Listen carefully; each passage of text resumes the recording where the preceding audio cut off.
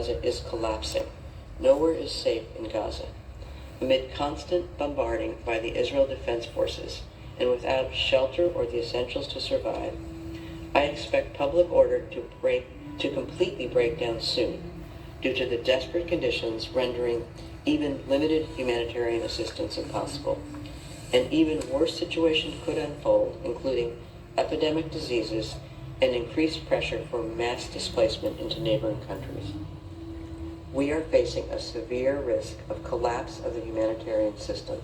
The situation is fast deteriorating into a catastrophe with potentially irreversible implications for Palestinians as a whole and for peace and security in the region.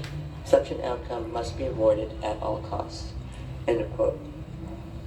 On 5 January 2024, the Secretary General wrote again to the Security Council, providing an update on the situation in the Gaza Strip and observing that, I quote, "Sadly, devastating levels of death and destruction continue." End of quote. The court also takes note of the 17 January 2024 statement issued by the UNRWA Commissioner General upon return from his 4th visit to the Gaza Strip since the beginning of the current conflict in Gaza. I quote, "Every time I visit Gaza, I witness how people have sunk further into despair, with the struggle for survival consuming every hour." End of quote.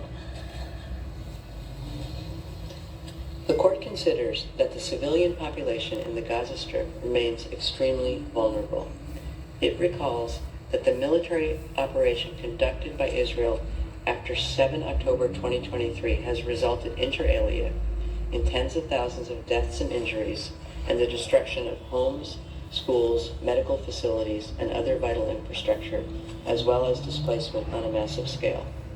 The court notes that the operation is ongoing and that the Prime Minister of Israel announced on 18 January 2024 that the war, I quote, "will take many more long months." End of quote.